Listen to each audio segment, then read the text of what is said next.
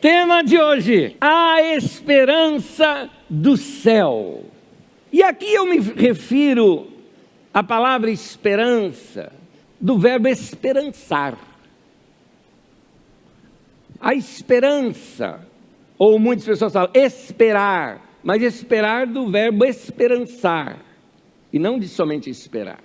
Não é somente para ficar aguardando inerte a volta do Senhor, o céu, o nosso futuro. Ao contrário, é para isso gerar esperança no nosso coração. Nas mensagens de Jesus e principalmente de Paulo apóstolo, que deixa isso muito claro em várias de suas cartas, você vai notar que ele vai falar de amor, de fé e de esperança. Não sempre nessa ordem, mas você vai notar que nas suas mensagens ele está falando de amor, daqui a pouco ele fala de fé, daqui a pouco ele fala de esperança. E no livro de Coríntios ele fala claramente isso: o amor, a fé e a esperança. A palavra de Deus tem que trazer isso para a nossa vida.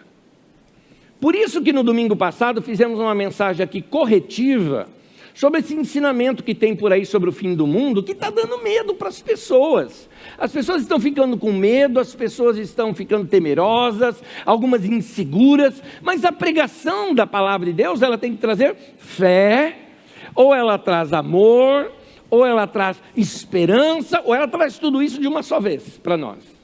Então ela traz conforto, traz paz, ela traz segurança, como diz a palavra, a profecia, ela exorta, ela traz para perto, ela consola, ela edifica. A pregação da palavra de Deus tem que trazer isso para nós. A exortação é acordar para trazer para perto de Deus.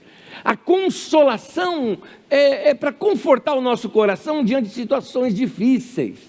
A edificação é para dar gás na nossa vida, para fortalecer a nossa vida. É isso que a palavra de Deus tem que trazer para nós. Muitas das pregações hoje, principalmente sobre o fim do mundo, ainda estou aqui narrando o que nós estudamos no domingo passado. Se você não ouviu a mensagem do domingo passado, recomendo que você assista. Chama-se Sem Medo do Fim do Mundo.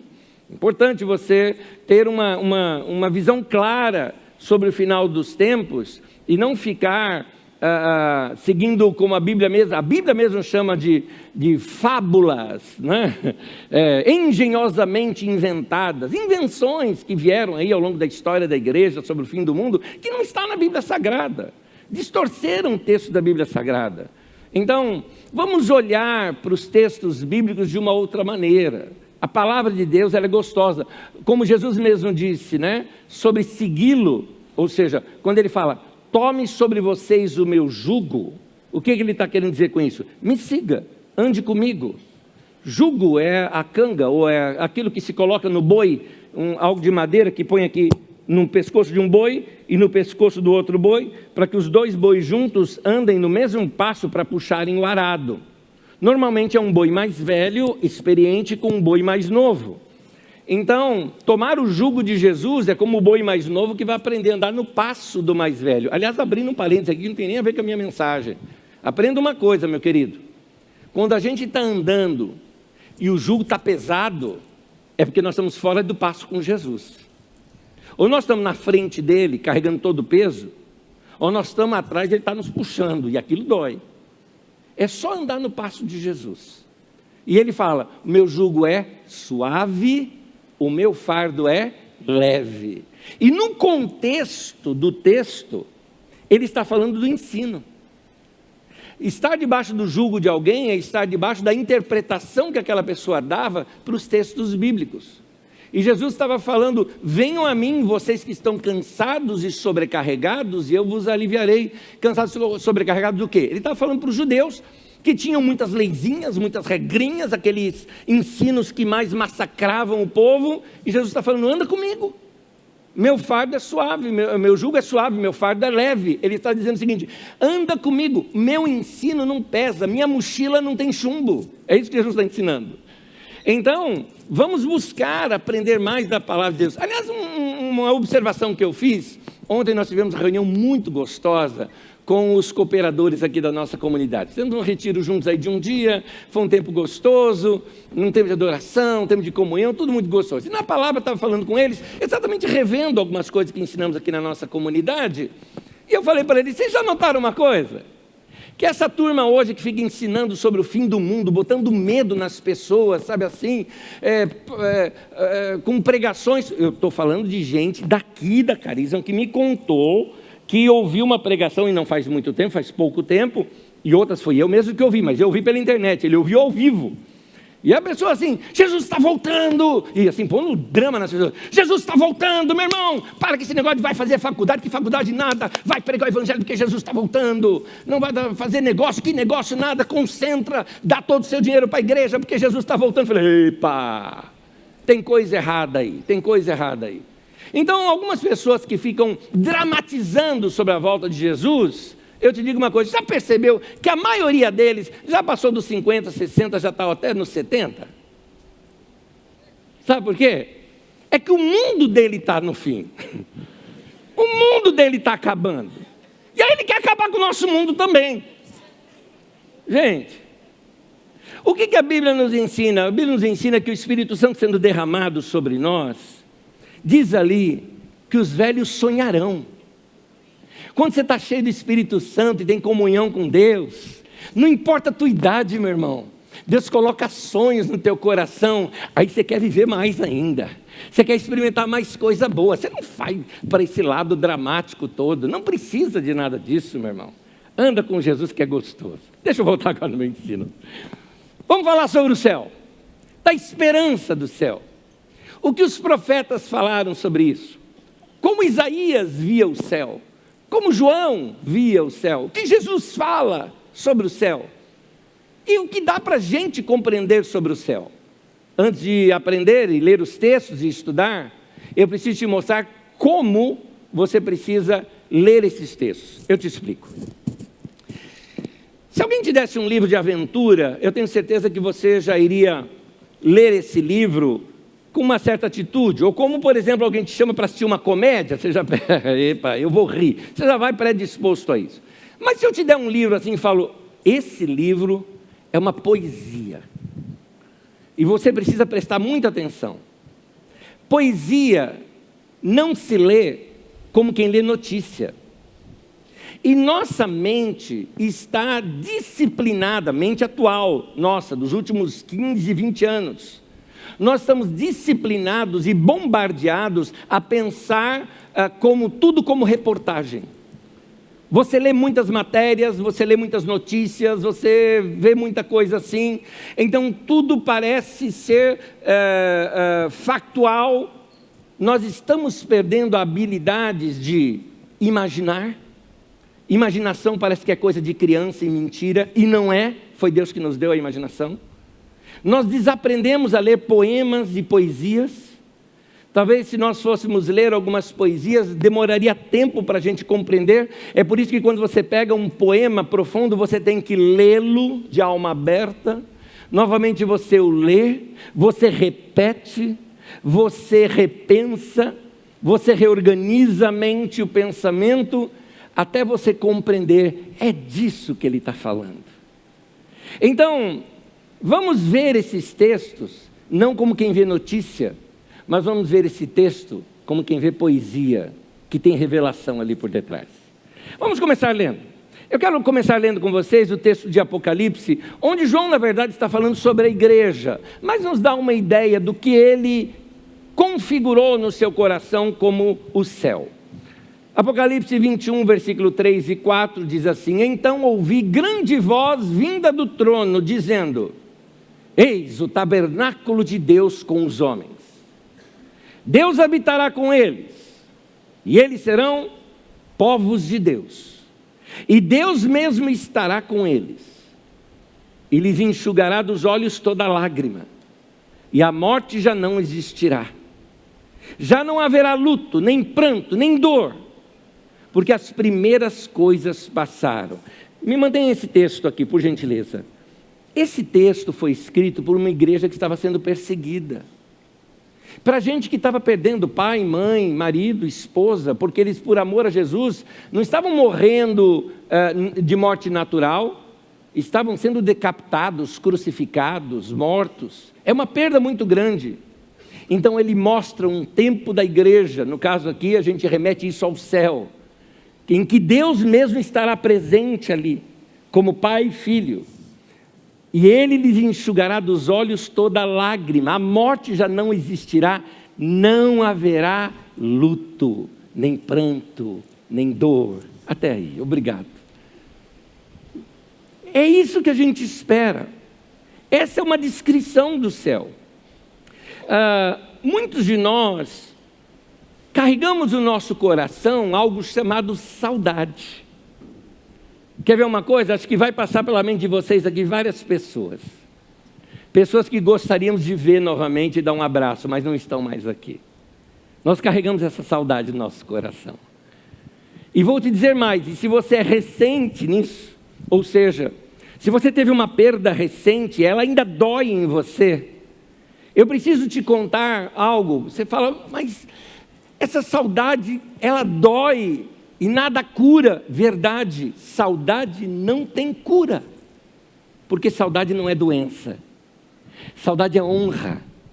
Saudade significa que a pessoa valia tanto que vale a pena sofrer por lembrar-se dela. Significa o valor que ela tem. Ruim é aquilo que está dito nas Escrituras Sagradas acerca de um rei que era tão chato, tão ruim, que a Bíblia diz assim, e morreu sem deixar de si saudades. Eu acho esse um dos trechos mais tristes das Escrituras Sagradas, dizer isso acerca de alguém. Morreu sem deixar saudade. Mas se deixou saudade é porque a gente quer ver de volta. De alguma forma, todos nós esperamos, de alguma forma, ver essa pessoa de novo, desejamos isso. Eu já entro nesse assunto com vocês, sobre se vamos conhecer ou não as pessoas lá no futuro. Eu falo sobre isso hoje, mas deixa eu falar antes sobre o céu. Qual é a tua ideia sobre o céu? O que você pensa sobre o céu? Como é o céu para você? E eu estou falando do teu imaginário mesmo. Um detalhe, você não precisa estar certo nem errado. O que passa na sua mente? Quando eu era criança, como vocês sabem, eu fui criado na igreja. Às vezes eu até penso que minha mãe me pariu na igreja, porque eu só conheço minha vida dentro da igreja. Eu nunca me desviei do evangelho, vivi na igreja a vida inteira, não é? Eu amo a igreja. E aí, no meio da igreja, na igreja onde eu pertencia, era uma igreja muito pequenininha, só tinha no domingo de manhã a classinha lá das crianças, mas separadamente, na chamada escola dominical. Na hora do culto, da pregação do pastor, a gente participava do culto e via lá o pastor pregando. É claro que eu me distraía muito com as lagartixas que andavam ali, né? E eu ficava distraído muitas vezes, mas prestava atenção nas mensagens do pastor também. E eu tinha uma ideia sobre céu. A minha ideia sobre o céu, que eu gostava muito, que eu queria ser de vez em quando, era o anjinho da Turma da Mônica, você deve conhecer.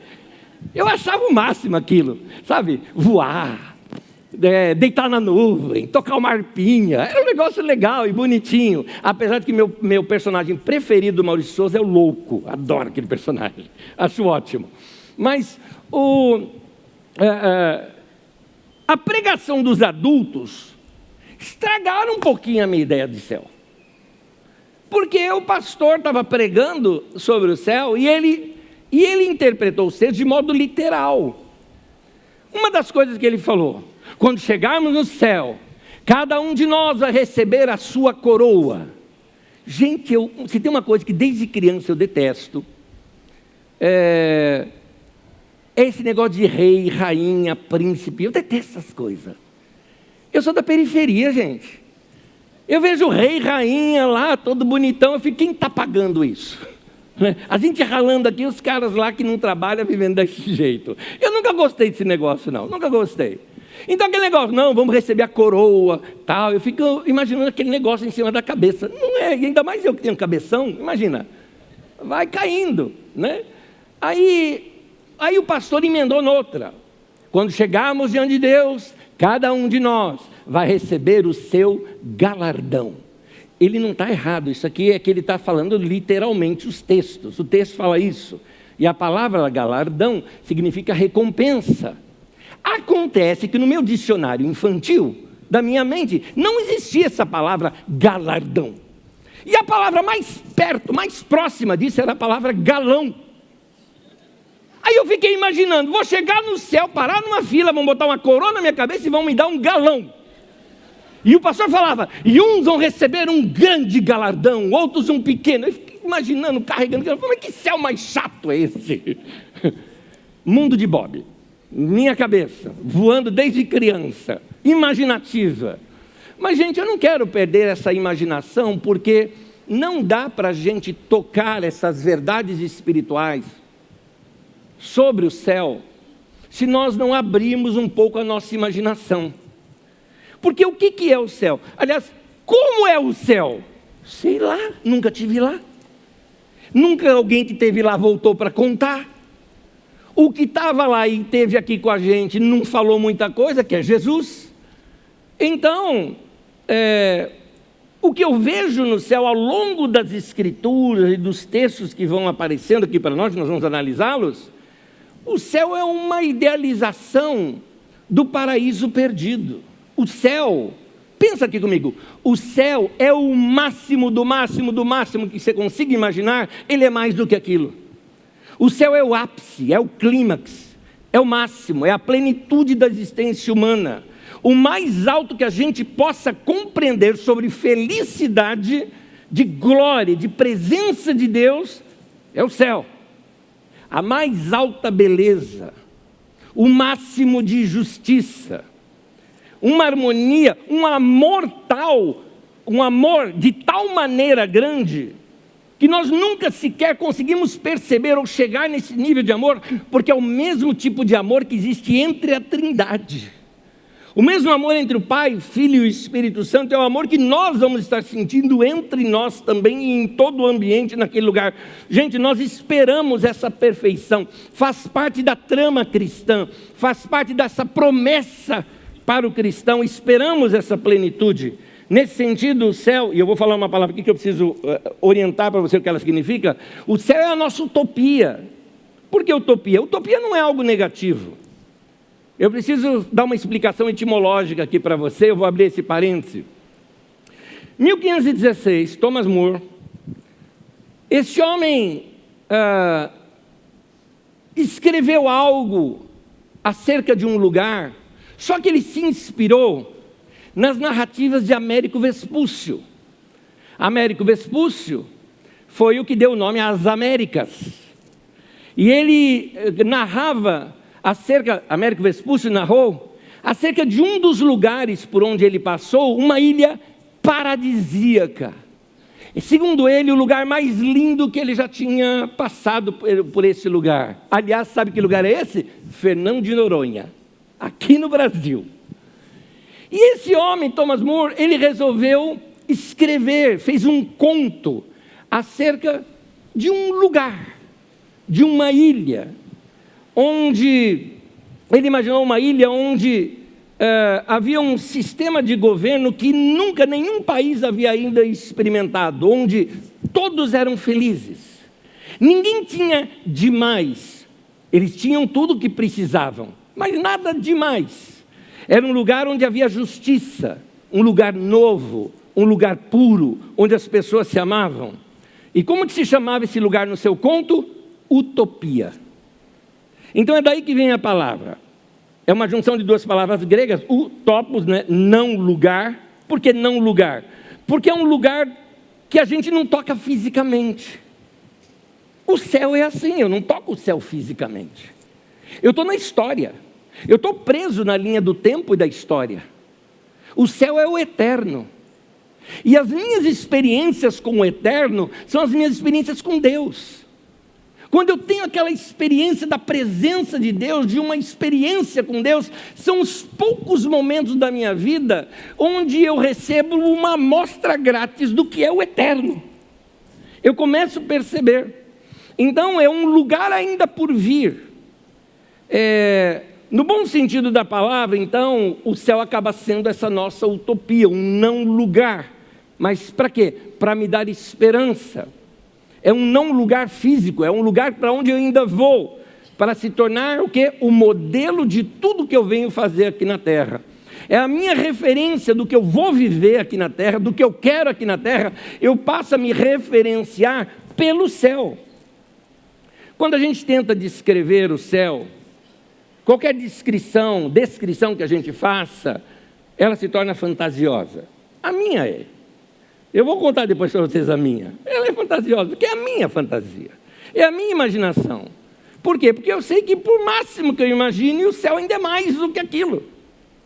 Qualquer pessoa que tentar descrever o céu irá diminuí-lo.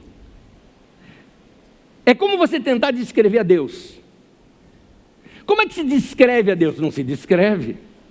Como é que se define a Deus? Não se define. Porque quando você conseguir colocar Deus numa descrição, ele não é mais Deus, ele é um ídolo. Ele é alguém descritível. E Deus não é assim. Deus está acima de qualquer descrição, de qualquer compreensão. Deus não pode ser definido, Deus só pode ser percebido. Da mesma maneira, esse ambiente de Deus, que é o céu, não dá para ser definido, não dá para ser explicado, ele só pode ser percebido ou esperançado. É só assim que a gente consegue tocar nessas realidades espirituais. Então, eu pergunto aí para você, qual é o máximo do máximo do máximo que você consegue imaginar o céu? Exagera um pouco mais.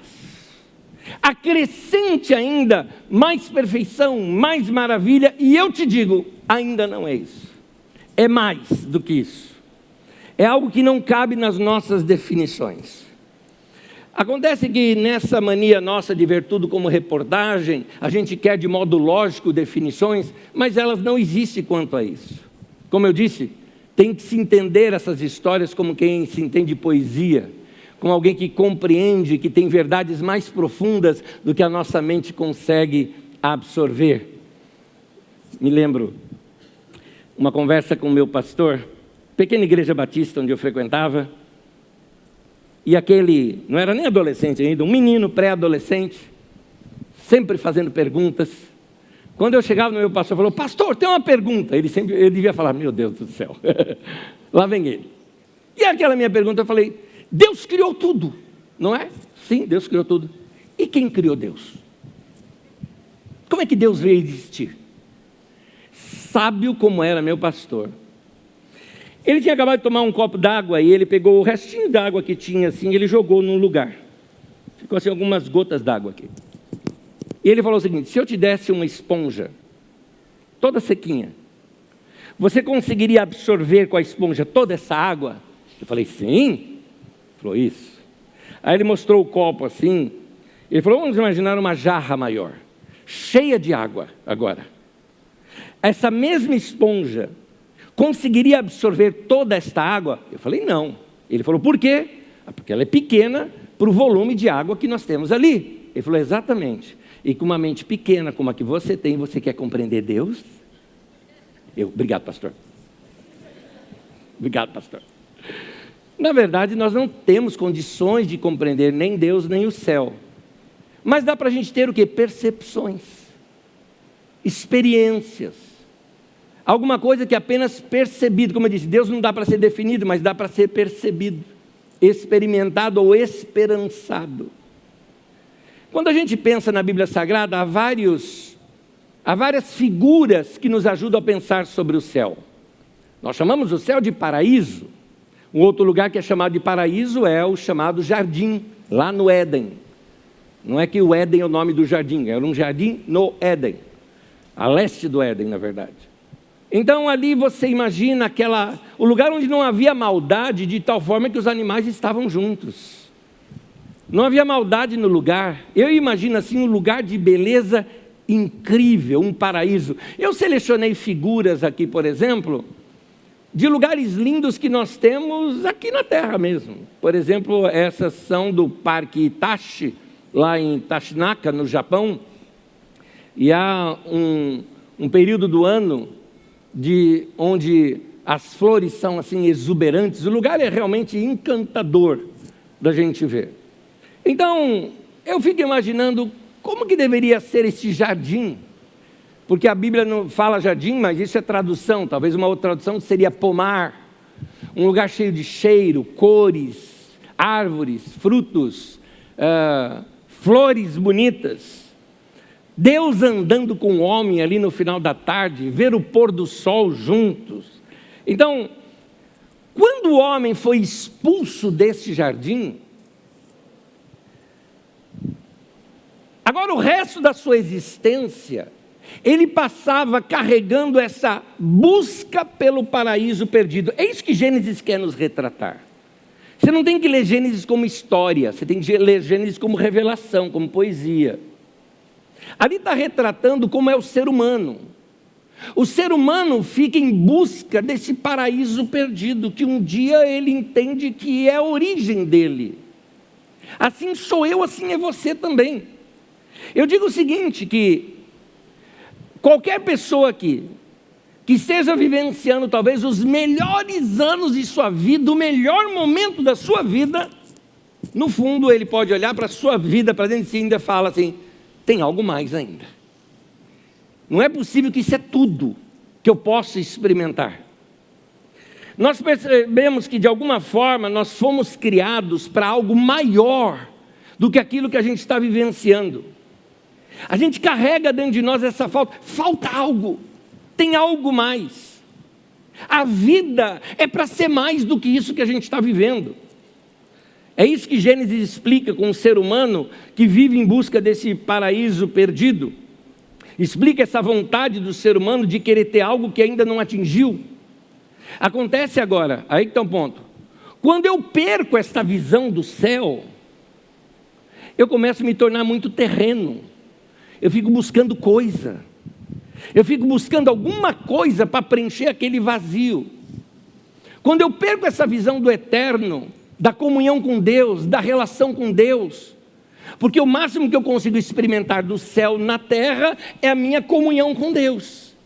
Mas se eu abandono essa comunhão com Deus, se eu não tenho essa relação com Deus, eu fico um vazio. E aí esse vazio eu vou tentar preencher com coisas. E se eu sou um ricaço, por exemplo, aí eu vou ser um acumulador, gastando com coisas e mais coisas e mais coisas. E isso vai se tornar depois inveja.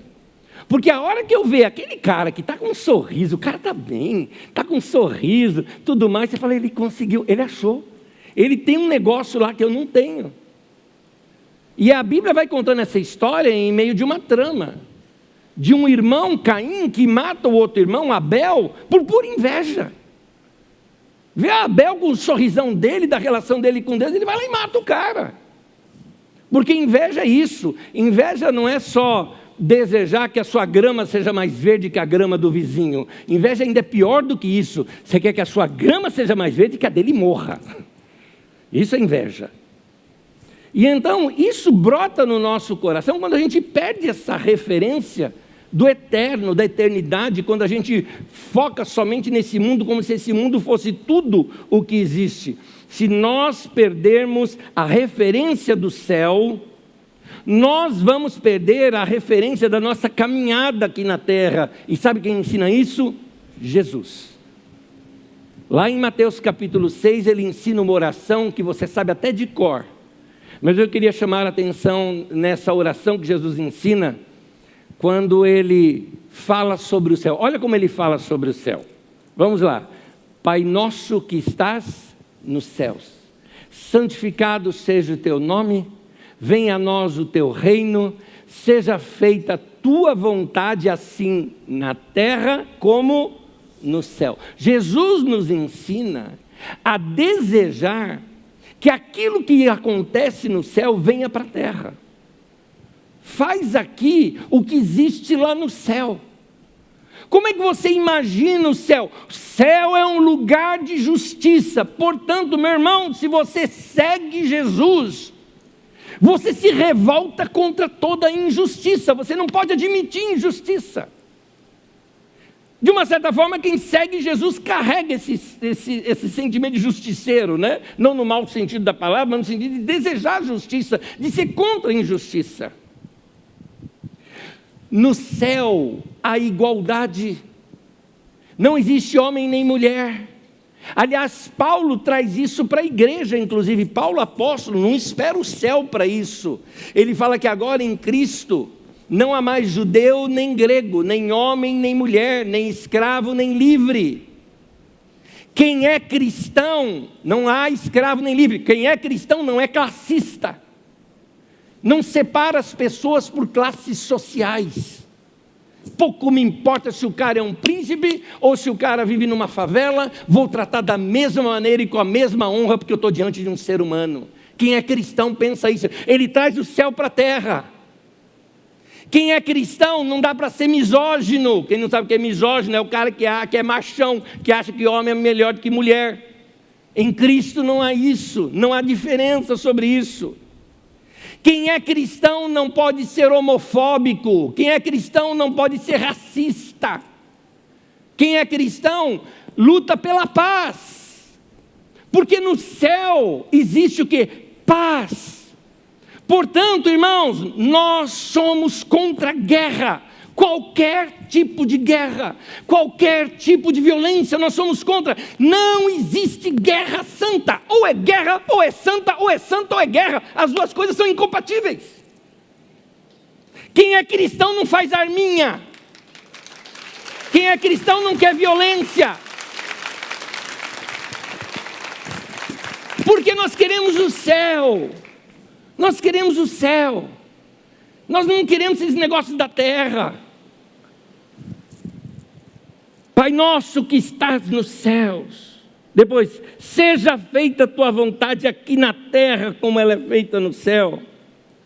Jesus nos ensina a orar para trazer o céu para a terra. Então, o céu é o padrão de como a terra deveria ser. Então, hoje é a nossa esperança. Quando a gente olha para o céu, é isso que nos ensina como viver aqui na história. Nós somos pacificadores, nós queremos paz. Quem não acredita no céu e acha que tudo acaba aqui mesmo, aí a pessoa vive de qualquer jeito, aí ela estraga a vida que Deus deu. Quem perde a referência do céu, falando no português bem popular, quem perdeu a referência no céu, vai enfiar o pé na jaca. Porque vai se atrapalhar todo na vida. Paulo diz até mesmo, se nós não cremos nisso, se cremos que a vida acaba aqui mesmo, ele fala que nós somos os mais infelizes de todos os homens. 1 Coríntios capítulo 15, versículo 19, se a nossa esperança em Cristo se limita apenas a esta vida, somos os mais infelizes de todos os homens. Quem disse que não existe nada depois dessa vida? Quem disse que não existe ressurreição? Cristo ressuscitou. E se Ele ressuscitou, essa é a nossa esperança.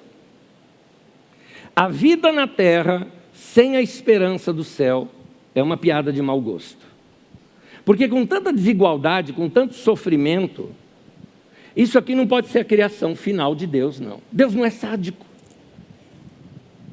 O céu mostra que não era para a vida ser assim. O céu, ele me faz acreditar que existe uma felicidade, um ápice de felicidade, que eu nunca senti ainda.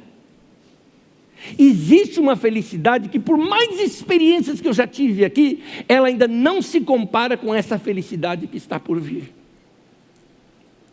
E agora aqui eu quero trabalhar com a tua imaginação. E você vai trabalhar com a sua imaginação como alguém que está num álbum de fotos, e cada uma das fotos vai te trazer esse sentimento. Quais são os momentos mais felizes da sua vida que você já passou? Todos. De felicidade, de alegria, quais são esses? Vamos por áreas. Primeiro, na nossa relação com Deus.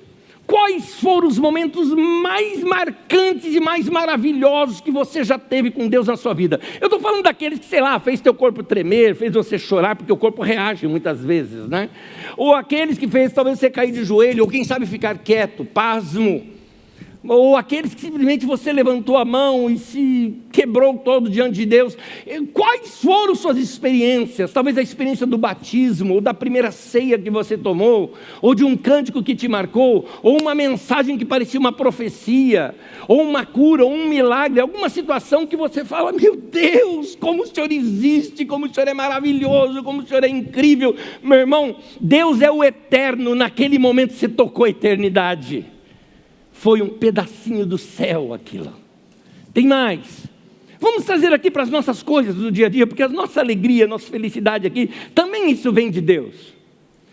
Quais foram os momentos mais felizes que você teve com gente?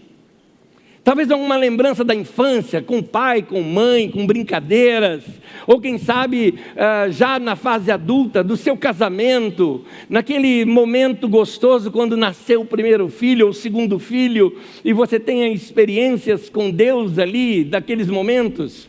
momentos gostosos de amizade, de amigos. Você que é solteiro, um momento talvez até de um namoro, até de um romance, ou até de uma experiência pessoal, de uma música, de um show, de uma experiência, ou até, por que não, diversão. Aquela diversão que você riu de doer a barriga, aquelas experiências gostosas, aquela comida gostosa que você comeu até sair pelo zóio, que minha avó dizia, não é? De tão gostosa que era. Aquela coisa, talvez até num jogo, num esporte em que você vibrou tanto, afinal de contas, como foi o meu caso, o meu time, 23 anos sem ganhar um campeonato. Quando ganhou, meu Deus, o que é isso? Eu não sabia o que era ser campeão. Entendeu? Então, quais são os sentimentos? O que eu quero te dizer é o seguinte: junta tudo. Tudo. Você vai juntar todos eles aqui, e eu te digo o seguinte: isso não é ainda nenhuma amostra do que Deus preparou para você. Porque está escrito, olha o que a Bíblia diz em 1 Coríntios 2, está escrito que nem olhos viram, nem ouvidos ouviram, fala junto comigo, nem jamais penetrou em coração humano, o quê? O que Deus tem preparado para aqueles que o amam. Aleluia! Aleluia! É o que Deus tem para nós. Isso é a nossa esperança. Essa é a nossa esperança. Lá no fundo, lá no meu coração, essa busca por esse paraíso perdido que parece que só o céu vai me satisfazer. Tudo que de bom a gente experimenta aqui na terra é um avant-première do que vai ser no céu. É uma amostra grátis daquilo que vai ser o céu. Tudo que a gente tem ao nosso redor pode ser lindo, pode ser maravilhoso, pode ser cores encantadoras, mas é tudo em parte. Algumas vezes a gente se fascina com outras coisas, como por exemplo, eu falo de mim, eu me fascino muito com conhecimento. Quando leio algum artigo, alguma descoberta, alguma pesquisa, quando pesquiso sobre um tema e vejo que pessoas ali passam a sua sabedoria, aquilo me encanta, faz uma cosquinha aqui no cérebro, gostosa, né, de sentir, e eu quero conhecer mais, e por mais que a gente conhece, a Bíblia diz, em parte conhecemos, tudo aqui em parte, o máximo de amor que você já sentiu, em parte, o máximo de alegria e felicidade é em parte, tudo isso é em parte, é um pedaço apenas, mas vai ter aquele dia de plenitude, vai ter aquele dia de um pleno conhecimento, de um pleno encontro com Deus, um pleno encontro com a eternidade, e no fundo a gente sabe disso, há um desejo por aquilo, o melhor que nós temos aqui é apenas uma sombra daquilo que está por vir. Eu amo a beleza da natureza, do pôr do sol, do céu azul, eu amo flores, eu amo tudo isso, mas eu sei que tudo isso, em parte, é só uma sombra da realidade do que Deus vai fazer. Quando nós vamos ler agora aqui os profetas, é importante você entender o que são os profetas.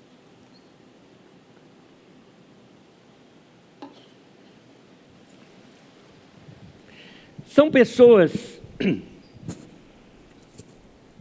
a quem Deus deu o dom que eu chamo de olhos de poeta. Essa frase não é minha. Eu aprendi uma vez ouvindo um irmão querido que já foi pastor, terapeuta, psiquiatra, psicólogo, um monte de coisa, um excelente escritor chamado Rubem Alves. E ele contou que uma paciente dele falou com ele assim, eu acho que eu estou ficando louca. Ele falou, por quê? Porque eu estava preparando a comida na minha casa, e eu fui cortar, eu acho que era uma cebola roxa, eu fui cortar aquela cebola, e eu comecei a olhar para dentro dela, e achei ela linda, fiquei encantada. Aí eu peguei outro legume, cortei e comecei a olhar no seu interior, e era lindo. Eu atrasei a janta, porque eu estava encantada com aquilo. Ela falou, eu estou ficando louca? Ele falou, não, isso é dom. Ela falou, que dom? Deus te deu olhos de poeta. Deus te fez ver alguma coisa que os outros não estão vendo. Os profetas são assim. Eles conseguem ver alguma coisa que talvez nós não conseguimos enxergar, e eles então narram para a gente, dentro daquilo, que são figuras de linguagem que nos facilitam compreender. Vou te contar uma de Jesus, por exemplo. O público de Jesus era um público pobre. Você está falando da Galileia? Galileia é periferia da periferia da periferia do Império Romano. Lugar esquecido. Lugar de gente pobre. Eu estou falando lugar de gente que tinha talvez uma, duas vestimentas apenas. Isso parece inconcebível para nós. Alguém até fala, né? Como alguém pode ter só uma ou duas peças de roupa? Querido, eu vi isso. Eu estive em lugar na África, por exemplo, onde eu vi pessoas que tinham duas peças de roupa. A que ela estava usando e a outra que estava lavando, e depois ia trocar. É só o que tinha. Esse povo da época de Jesus era assim. Tanto que Jesus fala, não fiquem ansiosos pelo que vocês vão se vestir. Olha os lírios do campo, como Deus os veste. Vocês são melhores do que os lírios. Deus vai cuidar de vocês. Qual outro problema que Jesus traz? Não fiquem preocupados, ansiosos com o que vocês vão comer. Por quê? Porque aquele povo às vezes não tinha o que comer. Uma refeição no dia e olha lá. Então Jesus fala da providência de Deus. Agora, um povo que não tinha nem o que comer, Jesus vai falar então ele conta uma história de um homem que não tinha o que comer. Ele vivia do que os outros davam. E ele ficava na porta de um ricaço esperando que alguma migalha que ele desse ali talvez para os cachorros, que desse para ele poder comer. E Jesus conta que esse homem morreu. E ele indo para o seio de Abraão, porque é um modo de dizer que o pai recolheu a criança no seu colo, né?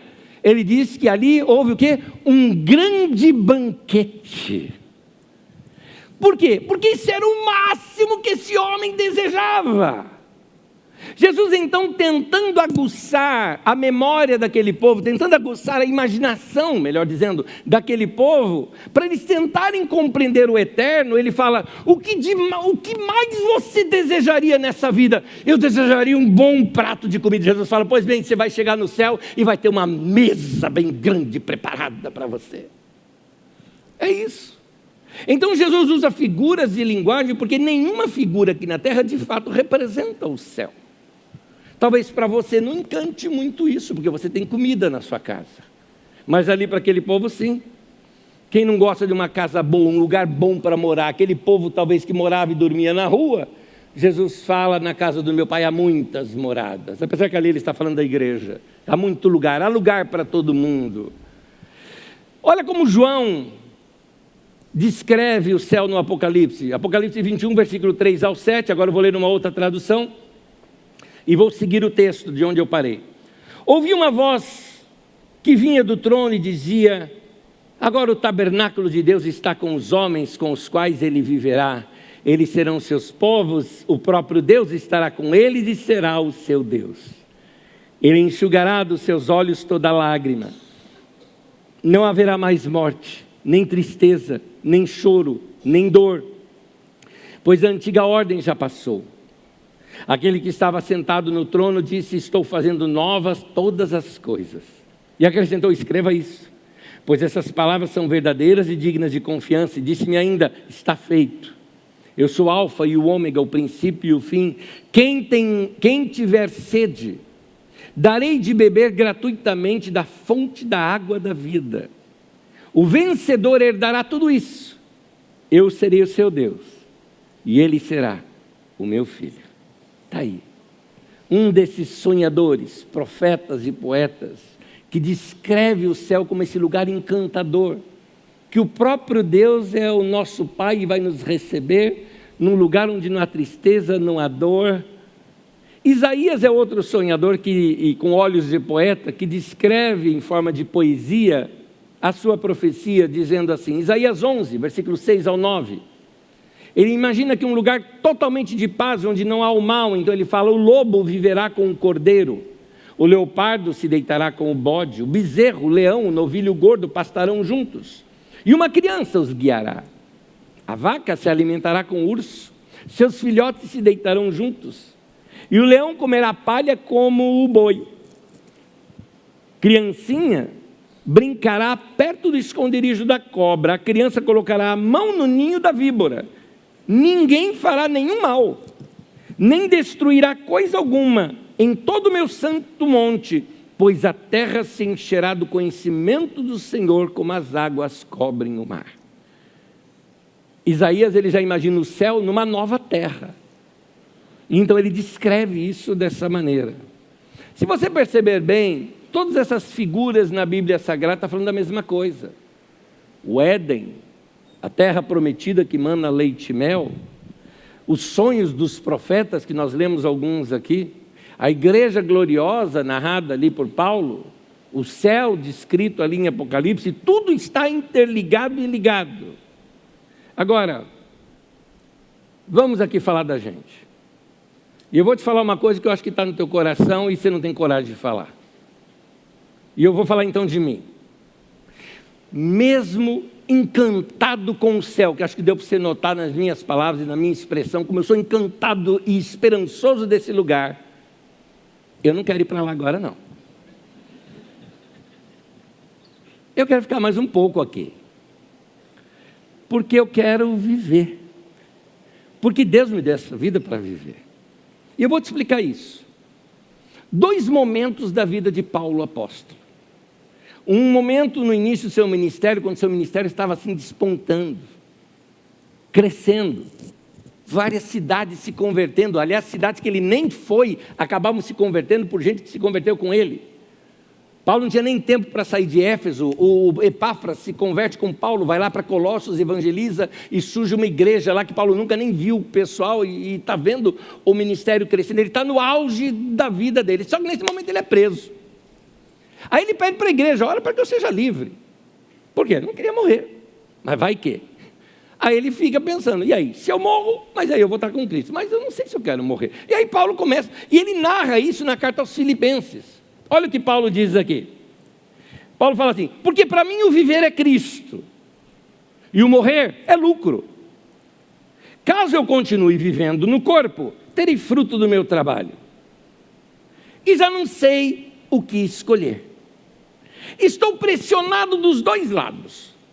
Desejo partir e estar com Cristo, que é muito melhor. Contudo, é mais necessário, por causa de vocês, que eu permaneça no corpo. Vou te explicar isso com as minhas palavras quando eu li esse texto. O Paulo está dizendo, gente, se eu morrer, vou estar com Cristo, né? É incomparavelmente melhor, coisa maravilhosa. Mas pensando bem, eu acho melhor eu não morrer não. Porque aí eu vou poder servir melhor os irmãos e tudo mais. Eu lendo isso aqui, eu falei, Paulo, é isso aí, Paulão, eu estou com você nessa, eu te entendo. Claro, um homem novo, com uma experiência gostosa, o auge da vida, vai querer morrer? Meu querido, se um rapaz novo, sei lá, abaixo dos 30 aí, começa a falar comigo, não, o céu, ir para o céu um dia eu vou mandar ele se tratar, fala, filho, não é não, você tem que viver, filho, tem mais coisa para acontecer.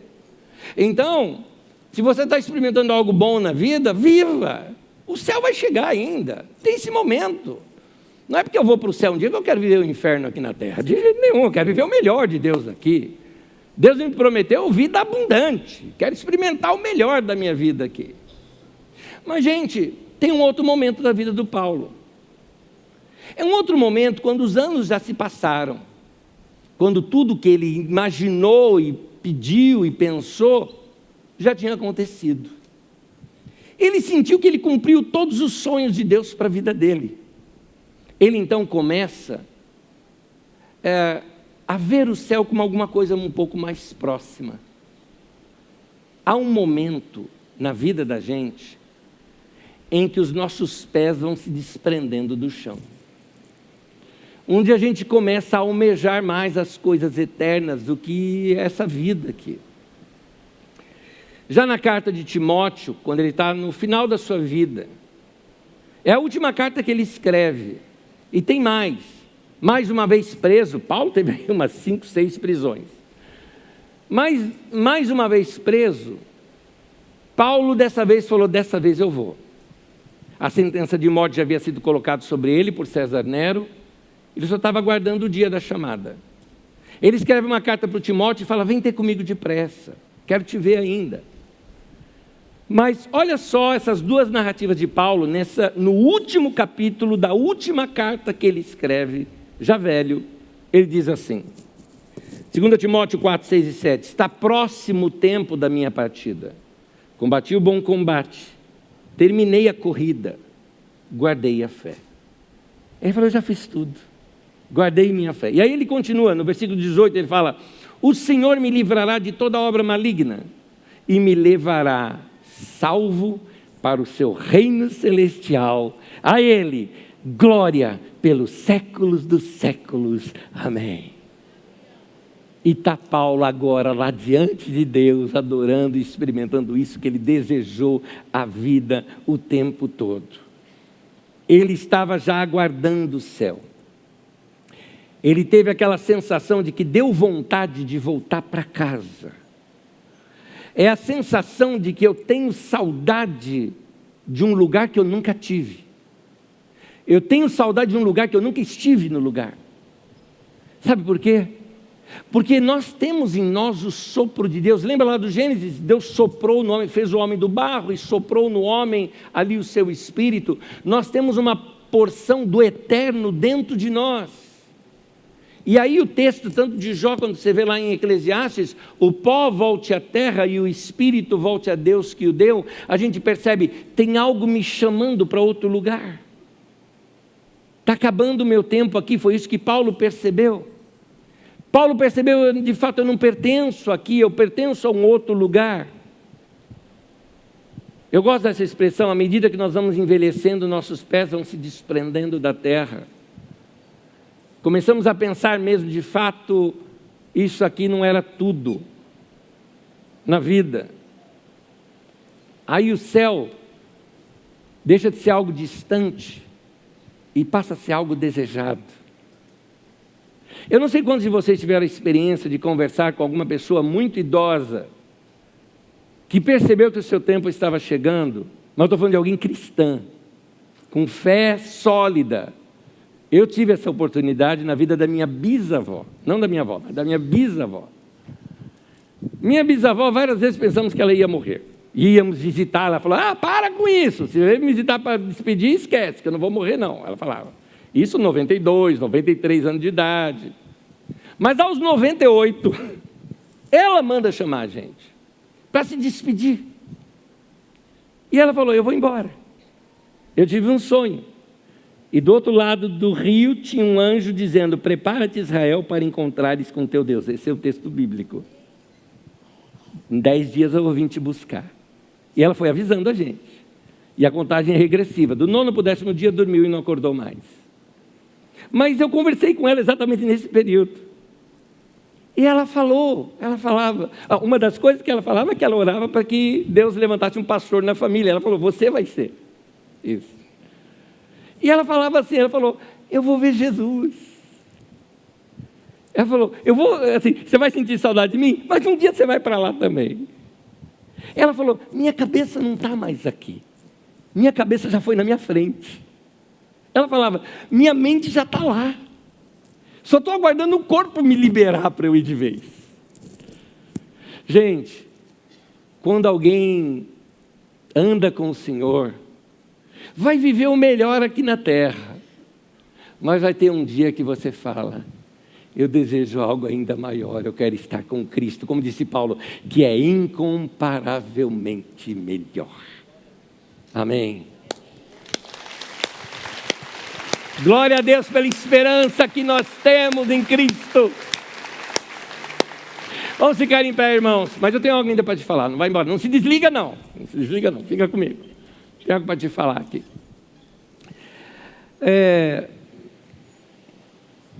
Como vai ser o seu céu? Porque com a mesma licença poética dos profetas, eu me sinto na liberdade também de fazer a minha imaginação. E eu te pergunto, como vai ser o seu? Vou te contar algo.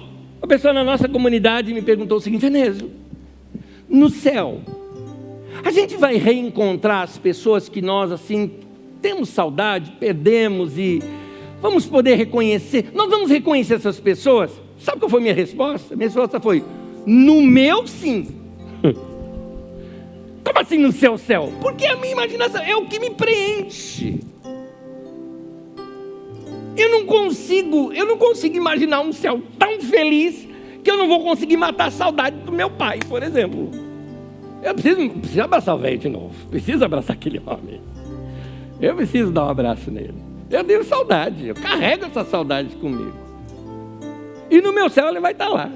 Se minha avó não foi para o céu, ninguém vai. Ninguém vai. Ou mulher santa aquela. Minha mãe era a pureza e a paz em pessoa. Se ela não foi, eu também não vou. Então eu vou encontrar esse povo. No meu céu vai ser assim. Eu me pergunto como é que vai ser no céu.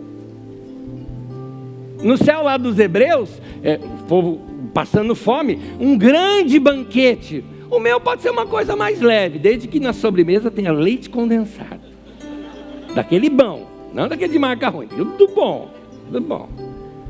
Porque eu acho que isso aí foi revelação. Veio um anjo do céu e revelou para a gente. Isso aqui é a sobremesa da grande ceia que vai ter no céu. Não é?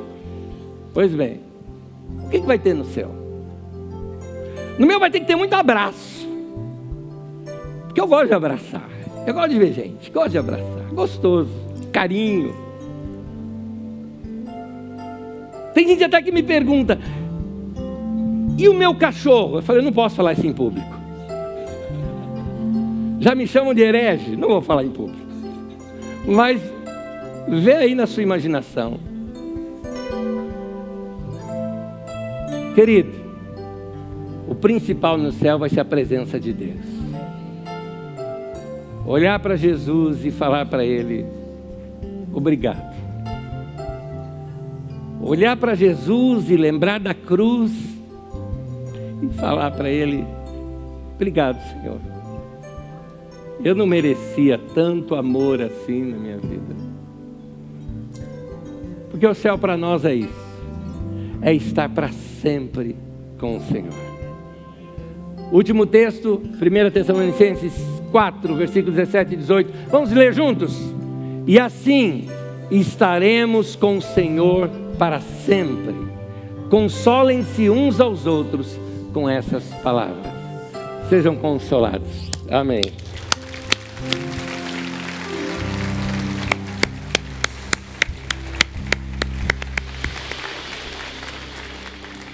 Consolem uns aos outros com essas palavras. Amém. Que a graça do Senhor Jesus e que o amor de Deus, o nosso Pai, e a comunhão do Santo Espírito esteja com todos nós, desde agora e para sempre. Amém. Vão em paz, irmãos. Deus abençoe vocês. Até domingo que vem.